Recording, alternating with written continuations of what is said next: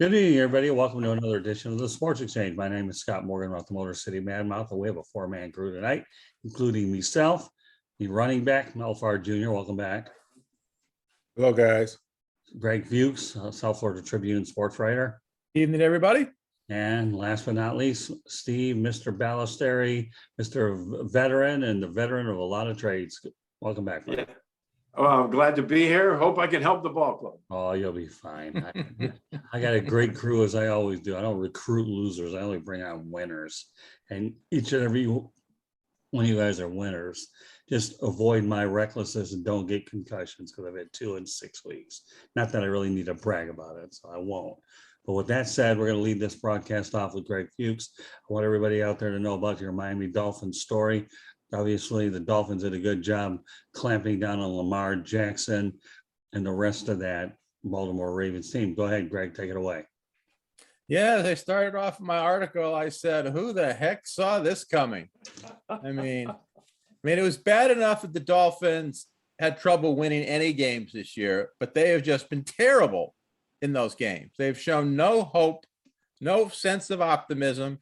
And then they go out Thursday night against one of the better teams in the league, one of the better offensive lines, one of the best quarterbacks. And the defense was outstanding. I mean, the Dolphins had the 6th best defense in the league last year, and it looked like it last Thursday night against Baltimore.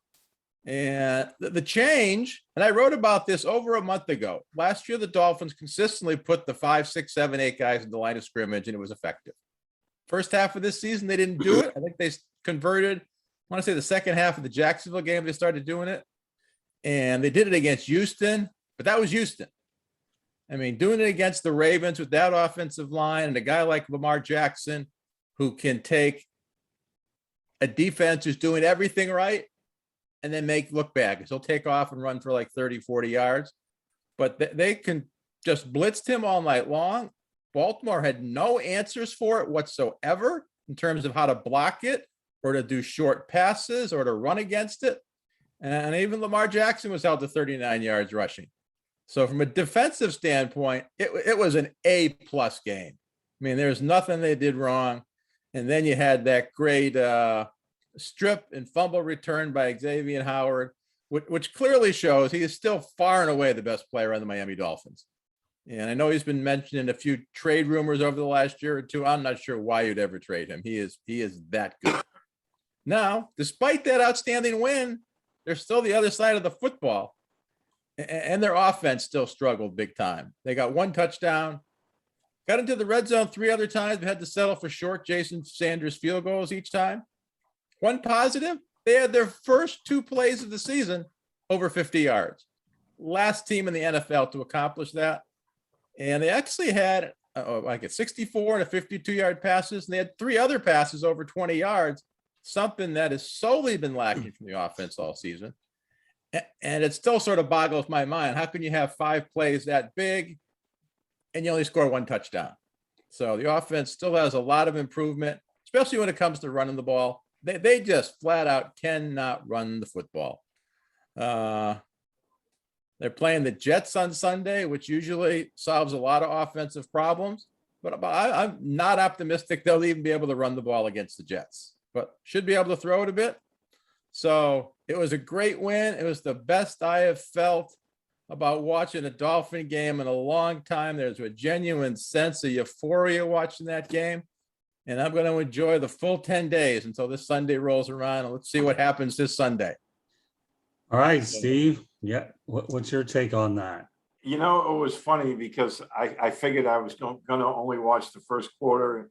The game would be over by then, as Greg pointed out, and it would be a blowout for the Ravens. And then as I'm watching the game, I was like, what got into these Dolphins? We haven't seen this, all season long. I was really surprised at how well that defense played. And as he pointed out in his article, you know, that's how they played defensively a year ago. They were really good defensively a year ago. They were taking the ball away. And we really haven't seen that all season long. That was just a A-plus performance. And I don't, I know some people were writing the day after the game that or the Ravens didn't, take the game serious. And I don't think that's given the Dolphins enough credit. I thought they really, they balled out all game long defensively. And as he said, they had some big plays on offense. They couldn't get that ball into the end zone. They kept stalling there, and that's something that they need to work on.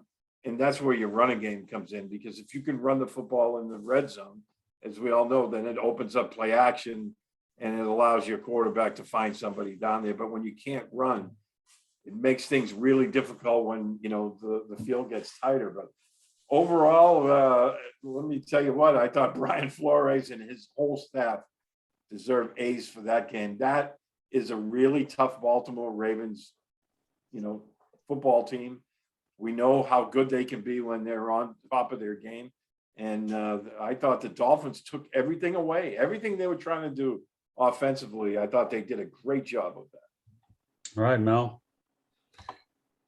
Yes, that's why they play the games, because any given Sunday, anything can happen. Those guys in those other uniforms, the white and teal uniforms, every other Monday, they're getting a check, they're getting paid, they're professionals. And it was obvious that Baltimore either took them lightly, just wasn't prepared to face that team that week mentally. You're kind of waiting around because, you looked at the Indianapolis game, they came from behind. You're kind of waiting around for Baltimore to do something, but Miami kept getting in the way. Those guys were playing with a lot of passion, and they deserved to win the football game. Baltimore, obviously, they're going to have to regroup, get back to work. Sometimes you forget how hard it is to win games in the NFL, and you have to prepare like crazy in order to win games in the NFL. Not only physically, but mentally. Football is a lot more mental than it is physical. You got to be in the right mind space to go out there and compete week in and week out. Not just week in and week out on Sundays, but daily. You got to be willing to compete daily. And I had the pleasure of watching some guys do this at a high level. Jackie Slater and Kevin Green, got to watch those guys compete daily in practice. And, that's why they're Hall of Famers, because of the way that they competed in practice. It was good on good, the best on the best. And one Hall of Famer against another Hall of Famer, and iron sharpens iron. And that's how come they had one of the reasons why they had the success that they ultimately had. So, every week is a different week. Somehow or another, I ended up watching that entire game. You just kind of waited, for something to happen, and it just never happened. The Dolphins got in the way. Obviously, they won the turnover margin as well. So anytime you can do that and you're struggling as a team, that's good. But there's still, offensively, there's still a lot of questions. Jacoby Brissett got hurt. I think he had a lower leg injury. Tua comes in there. Offense is, they're not running the football very well. I think they have a lot of questions on the offensive side of the ball. Less questions on the other side of the ball, but plenty of questions that they need to address or need to get some answers for on the offensive side of the ball. So let me ask you guys a quick question, and I mean quick. Well, do you feel that the road team is at a disadvantage when they have to travel for these Thursday night games? PSC? Absolutely. Yeah, absolutely. Because, it's a short week to begin with. The guys are beat up after Sunday, and, you have to squeeze a couple of days of practice in, and then you have the travel on top of it. Okay. I think the home team has a big advantage in these games. Okay. And that's why, a lot of people were pointing, well, tonight we have two teams going in opposite directions. The Patriots have outscored their last four opponents by 100 points combined. Right. And you have Atlanta that's being outscored by a lot and not playing very well. They lost by 40 against Cowboys last week. You can throw a lot of that stuff out on Thursday night games. Okay. Because, and as we've seen all year long, the parity in the NFL, if you don't bring your A game every week this year, it doesn't matter who you are or who you're playing, you can lose. We saw Tennessee lose to the Jets. Mm-hmm. We saw the Rams lose. Baltimore lost to the Miami Dolphins. It's been every week. So, tonight's game, I think, is going to be close.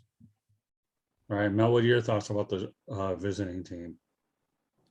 Yeah, I think you're always at a disadvantage when you have to travel, because then you have one less day of preparation. And then you have to, even though they're in the same time zone, you still in another, sleeping in another bed, in a foreign bed, again, that travel on the plane, couple hours, trying to get your legs back and all that kind of stuff.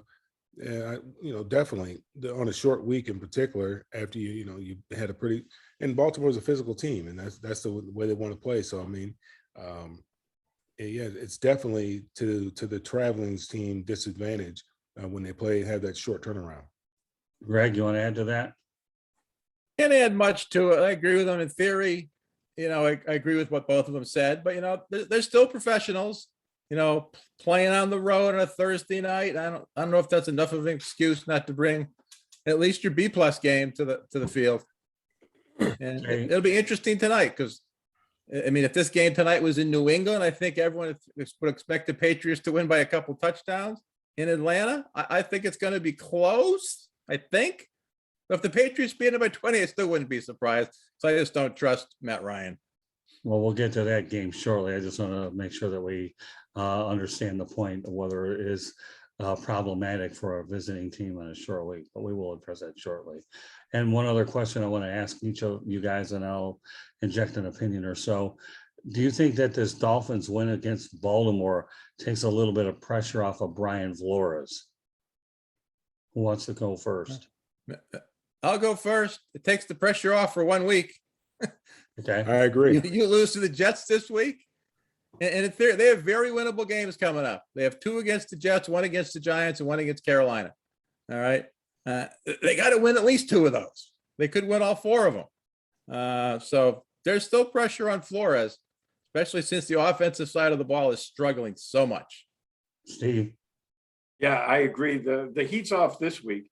Now, if they win 3 out of the next 4 or even sweep the next 4 games, which, is possible. I mean, like, Greg said, they have 2 against the Jets, the Giants. Carolina will be tougher now because I think Cam has injected some life back into that team.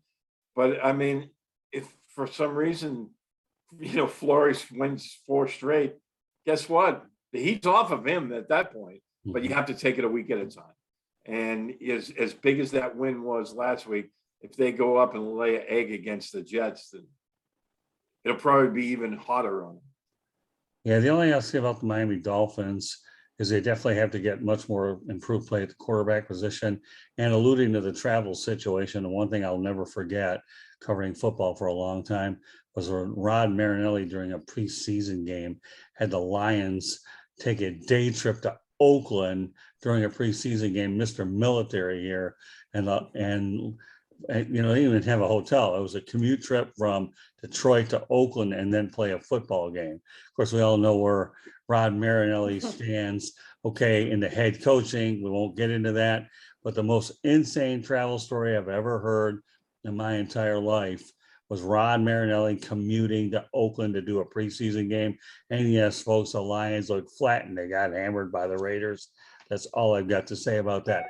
So since one more thing on the Dolphins, in terms of pressure, I think there's much more pressure on the general manager, Chris Greer, because sitting here today, and it may be different a year from now, he's whiffed on some high draft picks the last 2 or 3 years.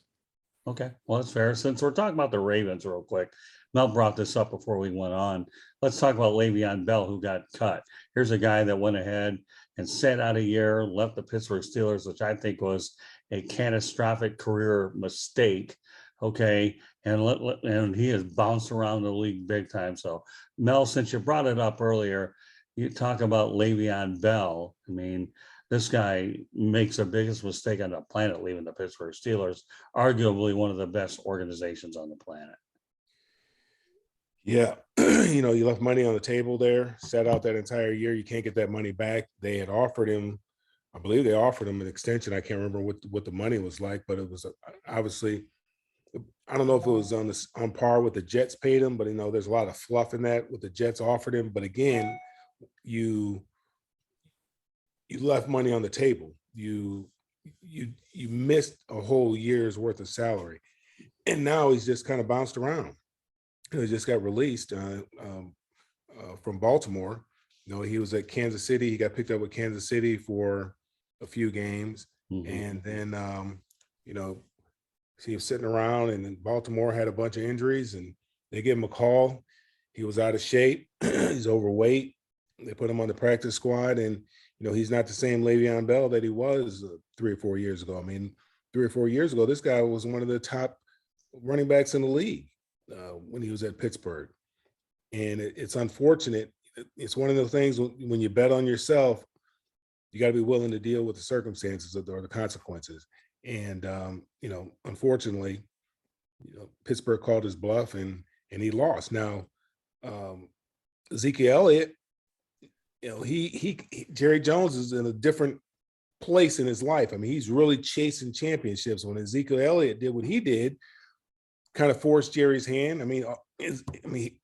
Ezekiel had nothing in his hand. I mean, he was bluffing all the way. He was going to come back, but Jerry called his bluff. Excuse me, Jerry didn't call his bluff. Jerry folded, and he pushed all the chips to the middle and gave Ezekiel whatever he wanted. Now, Ezekiel hasn't been the same running back since he got paid. Melvin Gordon a couple years ago, the Chargers, he did play on the franchise tag, but he wanted $15 million a year, I think what it was, and Chargers offered him $10 million a year, and he turned it down. The next year in free agency, I think he signed a 1-year deal or something like that with Denver for $7 million, something like that. Mm-hmm. So, they're trying to do away with the running back position anyway. Well, paying the running backs, back when I was coming up, the running back was a premier position. Well, that's entirely changed now. Quarterback is the premier position. They're the ones that get paid all the money. Running backs, ever since Shanahan did the things that he did in Denver, people think they can get somebody off the street or get a late round draft pick and turn this guy into a 1,000-yard rusher and a productive NFL player, get 3, 4, 5 years out of him, and then go get somebody else before they have to pay these guys. They don't want to pay running backs anymore. So these guys have to know that, and that has to be in the back of your mind when you're negotiating contracts, that most running backs don't see a second contract. If you really think about it, most of them don't get that. If they see one, they don't see that big second contract. Wide receivers, they see a big second contract. Quarterbacks, huge second contract. Defensive ends, big second contract. Corners, big ones. Everywhere else on the football team, players see big contracts. Running backs generally do not, because of all the wear and tear on them, because they know at some point in time they're going to break down, they're going to fall apart, and you're going to be paying a guy a whole lot of money and getting no production from him. Yeah, the position's been devalued, so is what it is, not only monetarily but career as well. All right, Greg, what's your take on that? 2 takes on it. One, it's one thing to make a bad decision to leave the Steelers organization. It is a much worse decision to decide to join the New York Jets organization. I mean, when you're a free agent, you get 2 things: hopefully more money, and you get to play for the team. You get to pick the team you want to play for. You know how good they are. You know what their system is. You know who their quarterback is. And why you would go to the Jets is just mind-boggling to me. And to what Mel was talking about, the running back position has been devalued. And I think mostly it's just because of the risk of injury. I mean, how many running backs, elite runners, just get injured? I mean, look at this year. How many games McCaffrey missed? How many games has Barkley missed? I mean, you don't want to be paying those guys, $10, $15, $20 million a year and have them miss half the season. There's just a huge risk factor when it comes to running backs. All right, Steve, go ahead. Yeah, when it comes to Bell, I mean, I know the Steelers at that point, they were having a lot of internal problems, but he was in a really good position because at that point, Ben Roethlisberger was still, at the top of his game. They had wide receivers. The Steelers have always drafted really good wide receivers, and they had Bell. They were always in the mix. And Mel was mentioning it earlier about his contract. I think the Jets ended up paying him only what the Steelers offered him, and he went from a really good place to a really bad place with the Steelers. I mean, with the Jets. And, it really cost him because he went to a lesser team. He didn't have the supporting cast around him, and he lost a year out of his career, which at that point he was still playing at a very, very high level. And it seemed like he was never the same running back after he left Pittsburgh. I thought it was a big mistake on his part. And he ended up not getting the money anyway, because I'd have to double check that. But I think the Jets only paid him about the same amount of money the Steelers were offering him in the first place. And, when you're looking at it monetarily, you lose a year and you're going to a much poorer football team. I just thought it was a really, really bad decision by him. And it really cost him career-wise, I thought. Well, all I can say is when I was playing fantasy football in my family league, Candy's family, I happened to have Le'Veon Bell on my fantasy team, so that blew up already. And number two, you don't drink the Jets Kool-Aid because Rex Ryan sold Tim Tebow a bill of goods. And we all know where that went when Tim should have gone to Jacksonville, but he actually had a chance to be quarterback at Jacksonville in his hometown. So when you're drinking the Jets Kool-Aid, then obviously you pay. Rex Ryan, Tim too. I'll tell you, Rex Ryan would be a great used car salesman. I can tell you that right now. But he really would.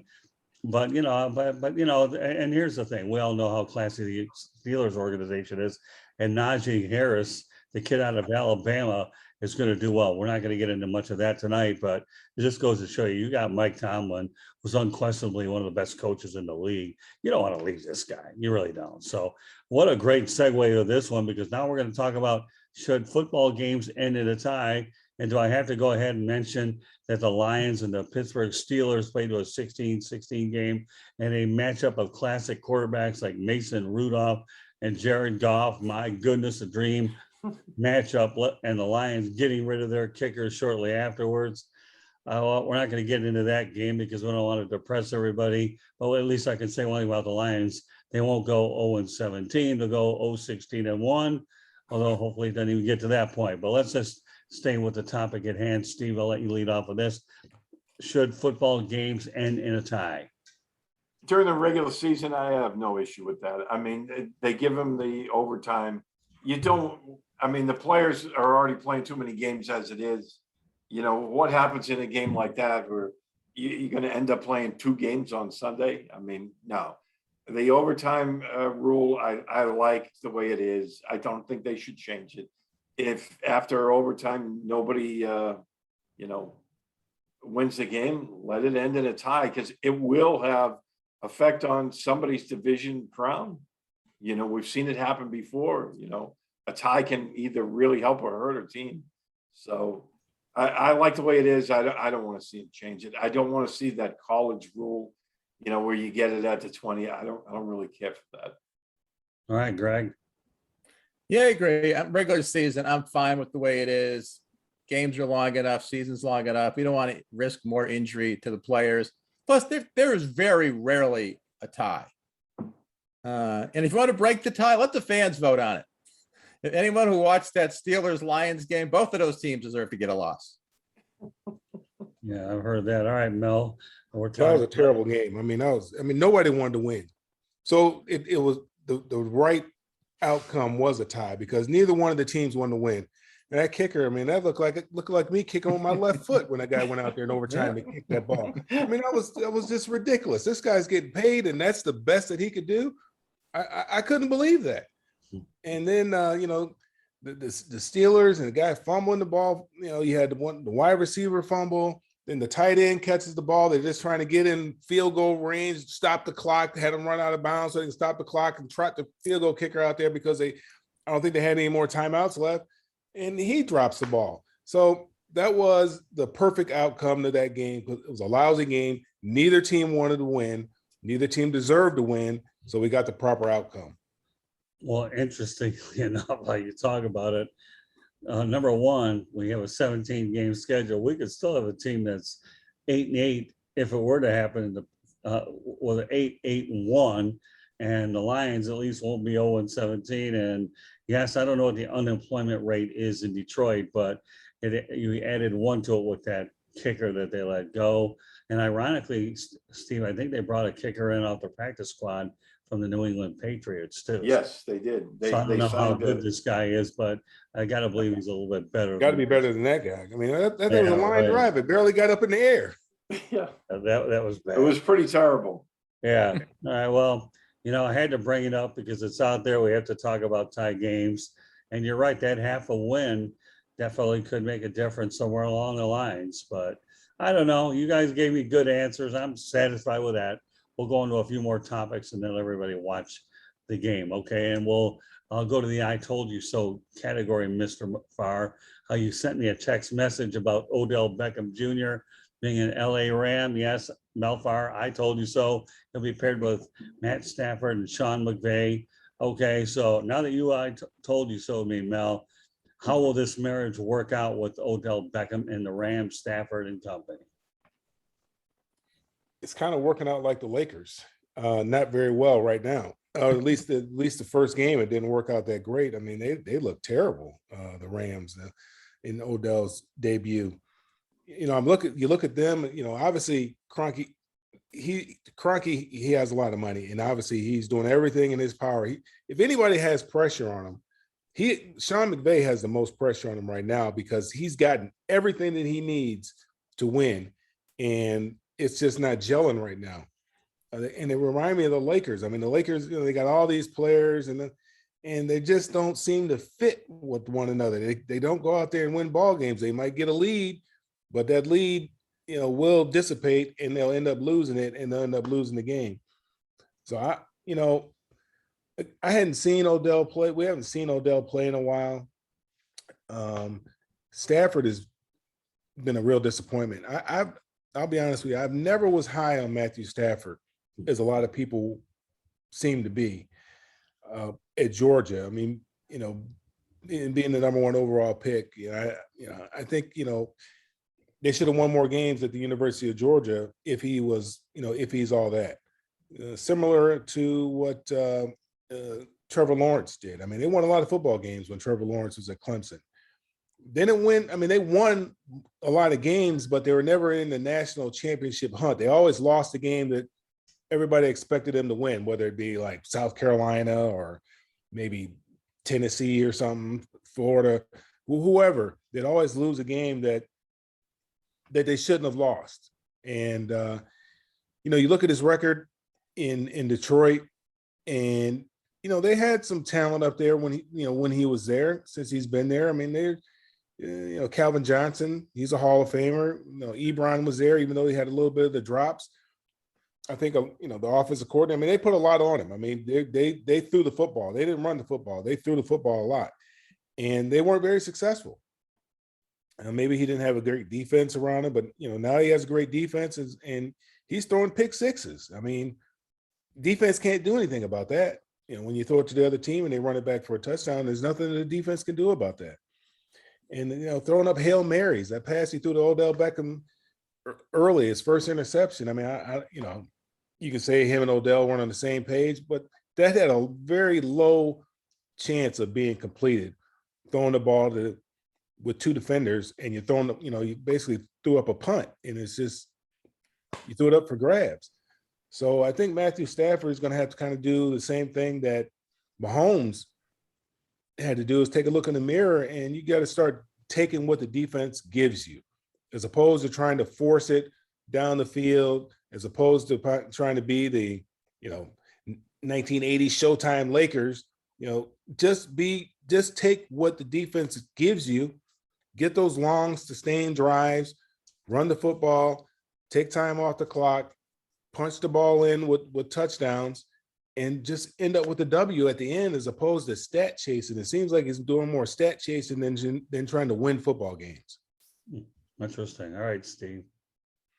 Yeah, it's like the Rams are they're in this mad dash to collect talent. And like Mel said, you have to get guys that gel together. And,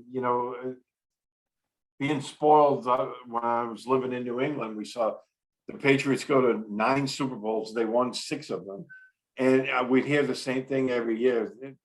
this other team is much more talented than New England. This team has got much more talent across the board than the Patriots. But the Patriots gelled together as a team. They had 53 guys pulling in the same direction. They have guys that, were always working in conjunction with each other. They never had these communication breakdowns. The Rams still have plenty of time to get their act together. But, usually when you collect, and we saw it a few years ago with Philadelphia, when they collected that dream team and they just fell apart. And, you have to get guys that fit what you want to do. You can't be just, well, we're going to collect an all-star at every position, because it usually doesn't work that way. They did look pretty bad last week. I thought it was surprising, but again, we've seen this all season long. Everyone seems to be laying an egg at one point or another this year. But when it comes to collecting talent, you have to get guys that fit what you envision for a system, and not just get it. I like Odell Beckham Jr. I think he'll probably do well there. They have a lot of talent at the position, but they have to figure out what they're going to do with them. And like Mel said, they're trying to make everything into a highlight reel. And, that's team's going to catch on to that pretty quick. So, they need to take what the defense is giving you. They have enough talent where they can win any kind of football game they need to. All right, Craig.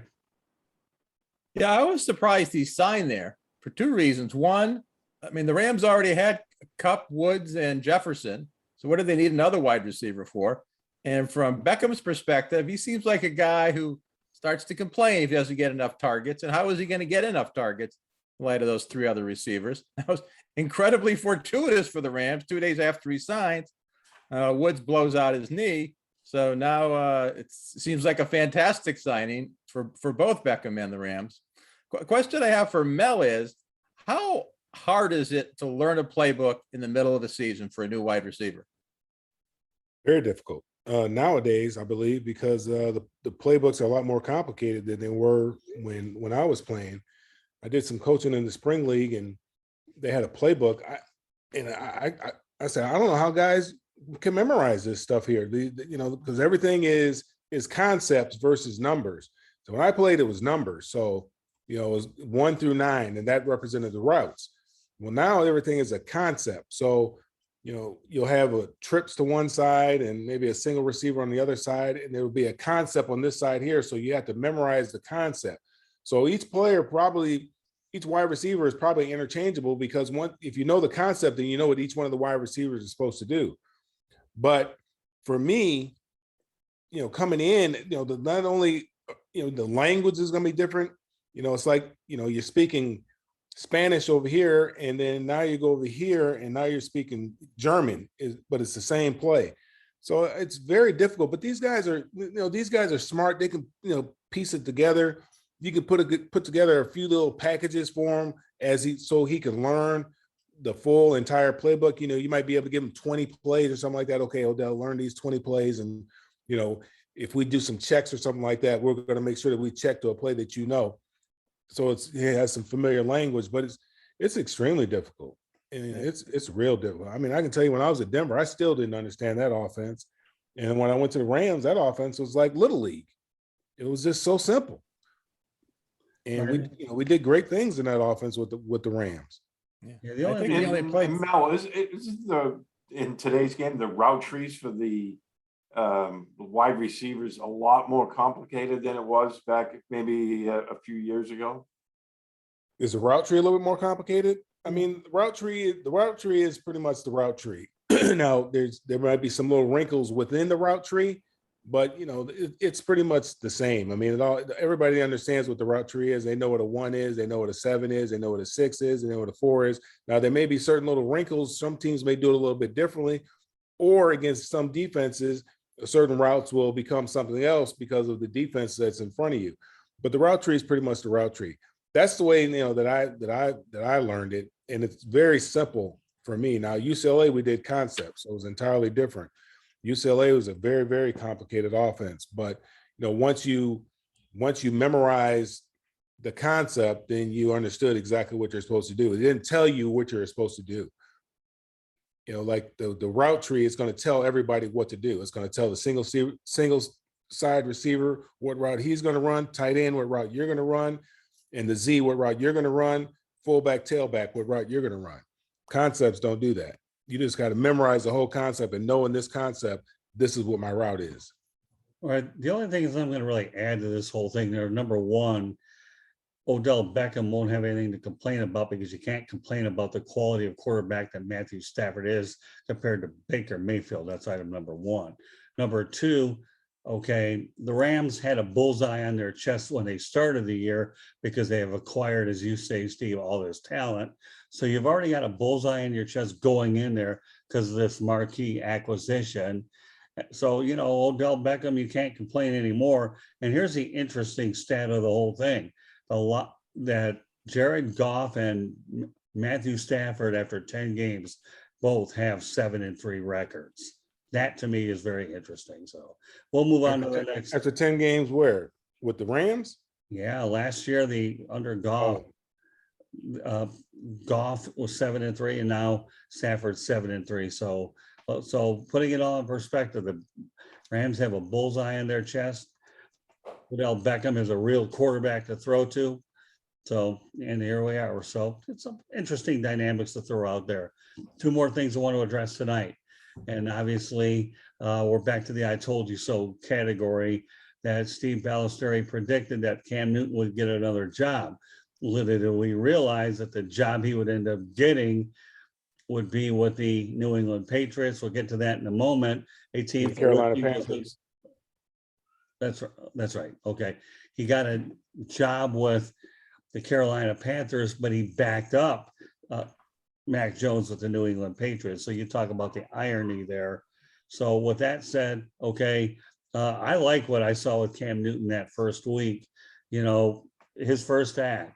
So my question to you is this, and I think it's a great move. So the things that really come to mind that I'm going to address you guys with, okay, number one, okay, this is a three-part question for every one of you, okay? Are Sam Darnold's days numbered in Carolina? Number two, okay, Matt Rule, okay, I don't know if he was ever on a hot seat, but was this move made out of desperation to keep him from getting there? And three, is Cam Newton the long-term answer, or at least the next 2 or 3 years for Carolina? I actually think it was a great move by Carolina to bring back Newton. He's an icon there, so to speak. And why not? I mean, but when you think about the enthusiasm that David Tepper, the owner, has, and you have the coach Matt Rule, and we're glad to bring you back, with all this erratic quarterback play. Because when you think about it, Teddy Bridgewater didn't really work out. We all thought Sam Darnold could be all right, but then we're going back to Cam. So I think it's a great move for the Panthers. But Steve, I've got to go back to the I told you so category. You thought he'd become employed again, and now he's with the Panthers. He is employed again. Yeah, it shows you can go home again. But to start off with your first question, is Sam's days numbered? They very well could be. I think they'll bring him back next year and let him compete in training camp, but I think they're going to bring in another quarterback. I don't think Cam is the long-term answer there. I mean, his body has taken a beating. He's not the same guy he was when the year they went 15-1 and he won the MVP, but he still showed at times he's still a beast running the football. I mean, he's like 255, and he's big, he's strong. I thought he played really well in limited fashion on Sunday. I think it's a great move in the short term for them, because now all of a sudden, it seemed like the Panthers were just fading quickly. Now all of a sudden there's this energy around the team, which Newton brings. We saw it in New England last year. I was curious how he was going to work out with Bill Belichick with the Patriots, because we know how Belichick is, but Belichick and Newton got along fine. And then to see the reaction of all the other players around him, he still generates a ton of respect. in the locker room, and the players all feed off that. And now all of a sudden, you hear people talking about Carolina is now a threat to make the playoffs. A couple of weeks ago, we wouldn't have said that. So I think he's a really good short-term answer. I still think they're going to look for a quarterback in the spring. And I do think that Darnold's days may very well be numbered, but, they paid a lot for him. So, so I think they'll bring him back and let him compete in the summer. But I don't think they're looking at him anymore as a starter. Well, I'll tell you this. Okay, number one, Matt Rule appreciates them a whole lot more because he knows that they're trying to win right away. And let's not lose sight of the fact that whether we want to say it or not, Cam Newton will sell tickets and he will put bodies in the stand there. So with that said, Greg, what's your take on Cam? Good move by Carolina. They were desperate for a quarterback, and he was far and away the best one available out there. Not sure what he has left, but he should be more than serviceable. Will he be he's not the long-term answer, but could he be the starting quarterback next year? Yeah, because Carolina will probably be one of like 10 teams looking to improve their quarterback's position for next season. And there aren't 10 quarterbacks out there. So some teams are going to have to stay with the guy they got. Carolina, Cam might be the best guy they can find for next year. And this is a fantastic opportunity for Newton. You're going to get a clear shot of what he still has left. Can he stay healthy? Yeah, I think everyone knows he probably can still run the ball pretty well, but can he throw the ball accurately, consistently? And if he does, I think he's back in Carolina next year. And if he doesn't, his market will probably be a little limited again. And if he plays real well, there's going to be a lot of teams after him in the offseason. Well, so you're telling me, Greg, you feel he's a good stopgap option is what you do right now. And all things considered, great stopgap right now. Yeah, and the fact of the matter is, you know what? He can't earn another contract anyway. So, and I agree with you guys. I think they're going to add another quarterback in the spring. So, all right, Mel. Yeah, I think that Sam Darnold will be back. He's guaranteed almost $19 million next year. Now, was he going to be the starter? That remains to be seen. If Cam comes back, I mean, I believe that, when you talk about if Cam comes back, I believe he's better than Sam Darnold. I believe he's better than was it PJ Walker or whoever the other guy was, and right. and whoever else they have on that roster. Cam is a much better quarterback than any of those individuals. So if Cam, and you got to remember, Cam, when he came out, I mean, he set a rookie record for passing yards on a first start. In his first start, I think he had 422 yards or something like that in his very first game. Cam can throw the football. He's just not a big guy that can run the football. I mean, I think they got to utilize Cam Newton's skill set. Cam can throw the football, and he's just a great athlete. And so he can move around in the pocket, run when necessary. I don't think you should have a whole bunch of design runs for Cam and just, use him like that. He's not Lamar Jackson. He can throw the ball better than Lamar Jackson. He's not as elusive as Lamar Jackson.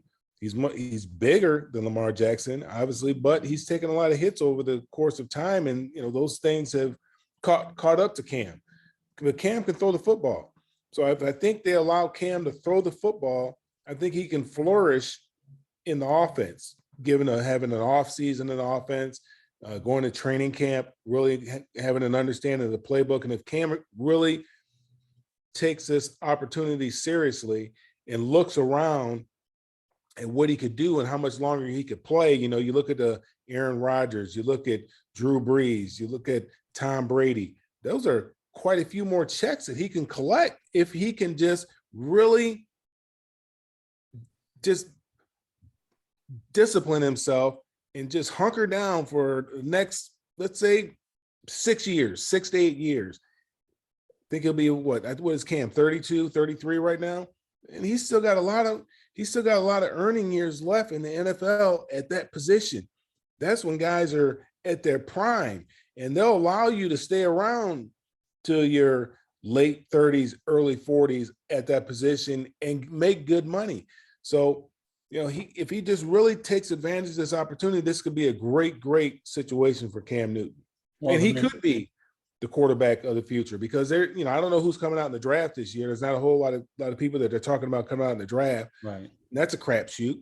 I mean, you look at the Jets. I mean, they, look where they, they had this guy that I think they moved up. Did they move up to get this guy? Or they got a guy from Jack Wilson.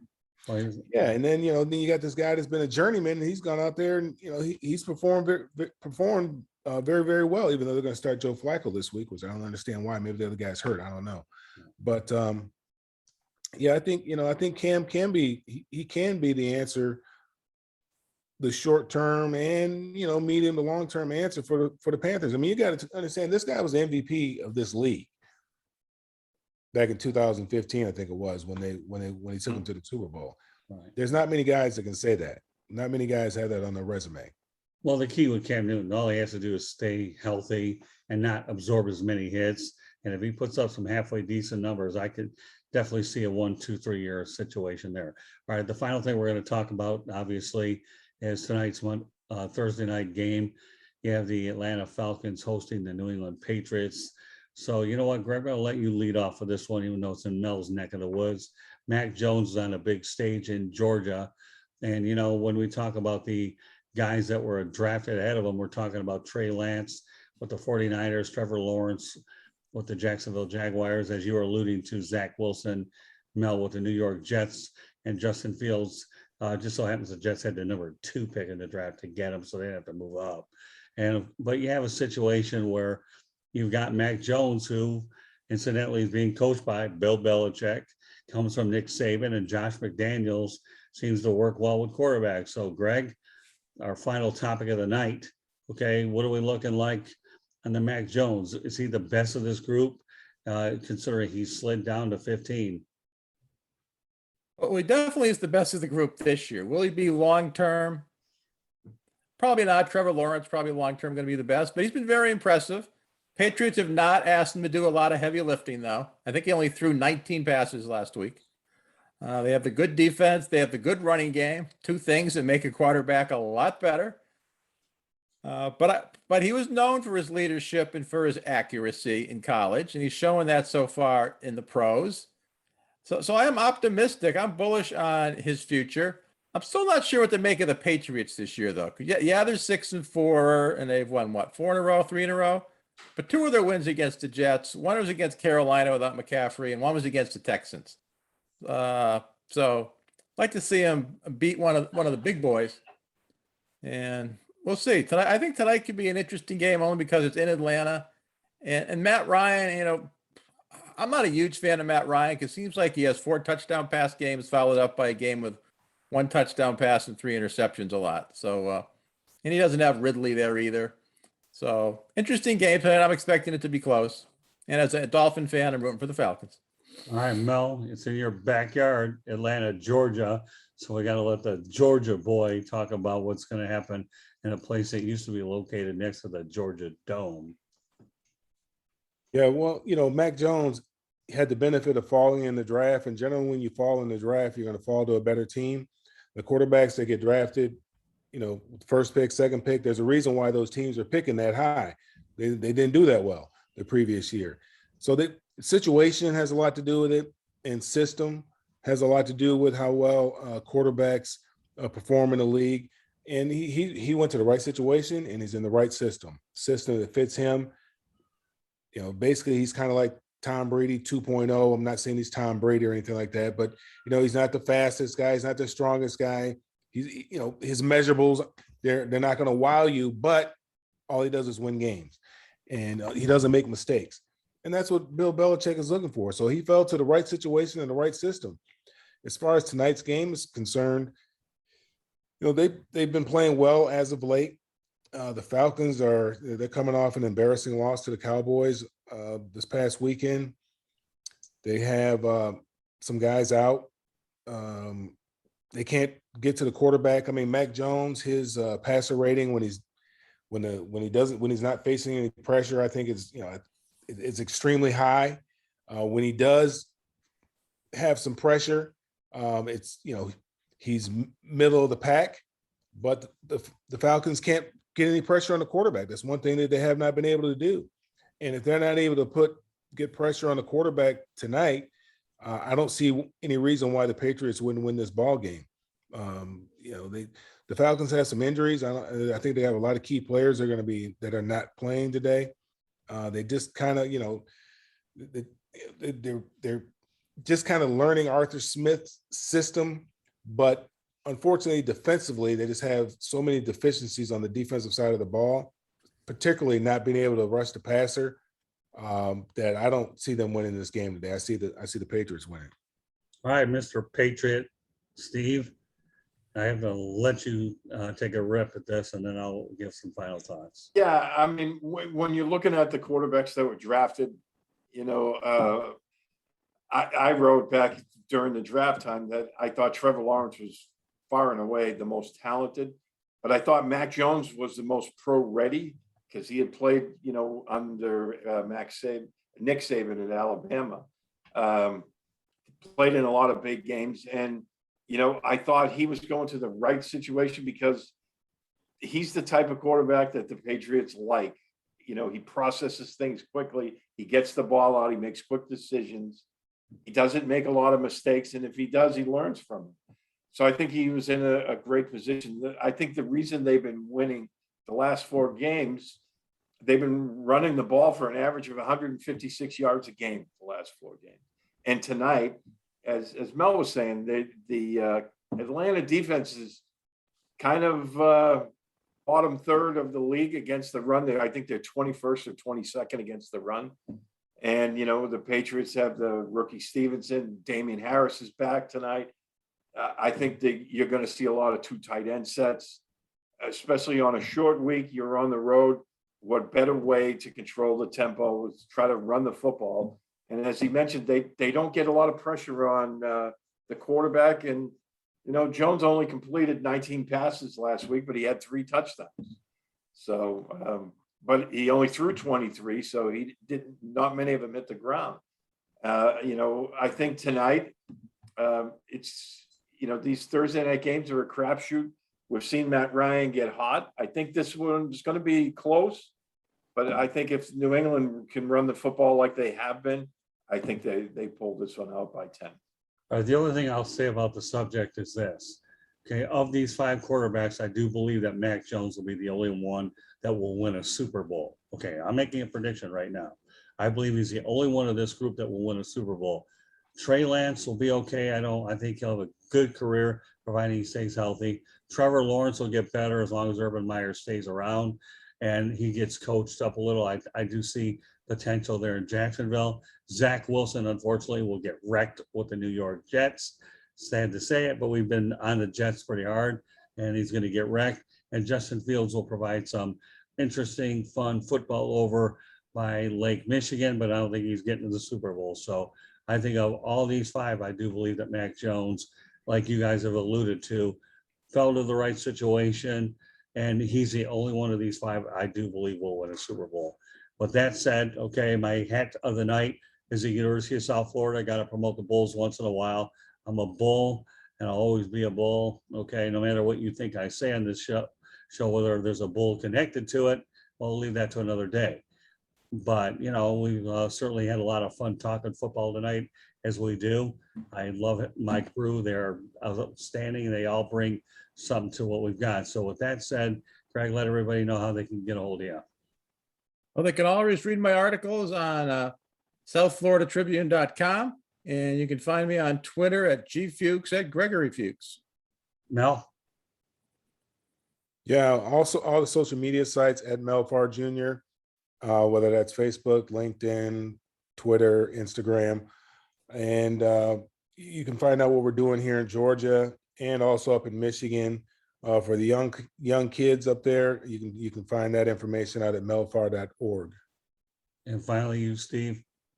Yep, you can find me on Twitter at SteveB7SFG. I write for PatsFans.com. I also am a senior editor for a military site called SoftRep.com. So I'm always out there, and you can always find me on social media. Beautiful. As far as we're concerned, if you want to follow us on Twitter, you can do so at Tribune South. That's at Tribune South. You can also don't hesitate to subscribe to the South Florida Tribune YouTube channel, because these broadcasts are simulcast, both video as well as audio. So please subscribe to the South Florida Tribune YouTube channel. Some of our marketplace places that you can hear the audio will consist of iHeartRadio, Apple, Google, Spotify, or wherever you get your podcasts. So there's a lot of them out there, too many to mention. These are some of the main ones. If you want to email us, don't hesitate to do so at southfloridatribune@gmail.com. The shows can also be found on our website, www.southfloridatribune.com. I'll tell you, my other half, Candy Ebling, does an unbelievable job, not only putting the website together, but making sure the broadcasts get up there as well. So kudos to Candy, kudos to you guys. I'm no good without an outstanding crew, and I appreciate every last one of you. So meanwhile, we're going to end it in a moment here. So any closing thoughts? I want to amend my not rooting for the Patriots tonight, because I have Hunter Henry and Stevenson on my fantasy team. So I hope the Patriots score a lot of points, but lose by 1. Mel? Anything else? Mel? No, nothing else. Steve? No, I'm good. Let's watch some football. All right, well, that puts a wrap on this edition of the Sports Exchange. My name is Scott Morgan, Roth Motor City Madmouth. Thanking you for joining us tonight, and we will catch you the next time. Take care, everybody. Be safe from COVID-19, and let's take this virus seriously. It's still out there, and I have a feeling it's not going away anytime soon. So please be safe, everybody. We'll catch you the next time. Have a good night. Good night, guys. Good night.